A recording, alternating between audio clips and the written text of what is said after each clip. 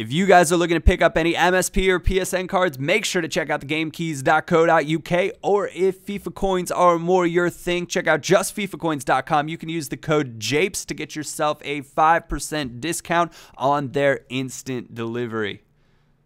What is going on, everybody? My name is Japes. Welcome to another episode of the Sunday Silver. So this is basically a series where I play a cup using a hopefully unique silver team, and that is what we are doing here. We've got Kameni in goal, Damian Suarez on the right, Jimenez and Alvaro, the two informed La Liga center backs in the middle, Barbier on the left, I'm not quite sure.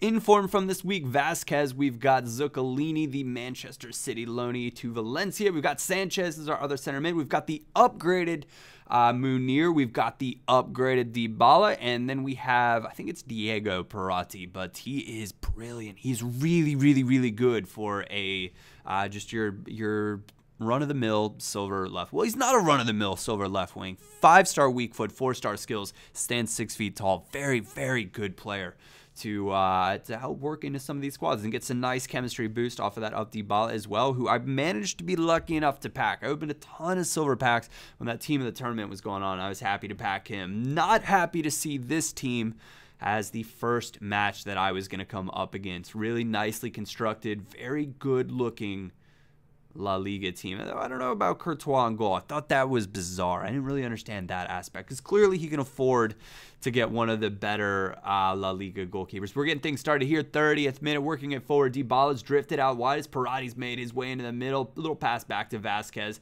Finds a through ball. I was aiming for Perotti, but we managed to find our way back to him after it went down wide to Munir. I would take that 10 times out of 10. And guys, I gotta say, I think I'm starting to get a little bit sweatier, and I'm going to blame this on Chris MD, and you can tell him that, because after having played him in that fatal final, he was doing a lot of stuff where he played out wide, do a few skill moves, play a right back across, and it was very, very difficult to defend. And when I come up against something that is difficult and challenging to defend, my mind instantly says, yup, that is going to be the next thing that I'm going to incorporate into my game. You guys are going to say, well, Japes, of course you should be doing that and playing it back across. And skill moves aren't sweaty.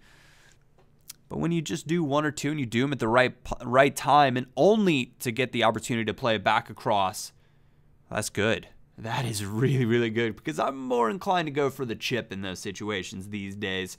But that is not what I have been doing in this tournament, and it's helped me in pro clubs, and it's hopefully going to help me win a few more games in this. Nice bit of work from Perotti. Gets shown his way to the near post, bangs home 45th minute, stealing a goal for us going in at the half, which is, the guy is good. I almost went with, there was another option. I can't remember his name.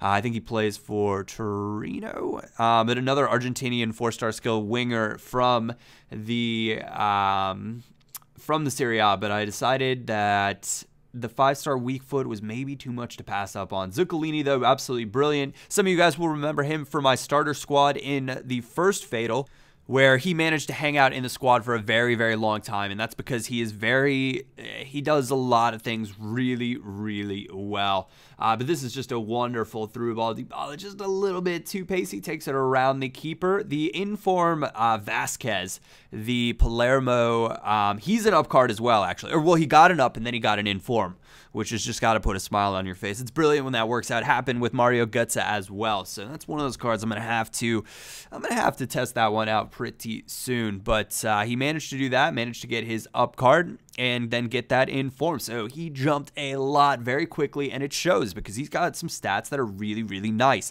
And he is very strong in the midfield. He does not feel like he has that 57 pace. And that might be because he's got the over 80 dribbling, which is really, really nice to have on silvers.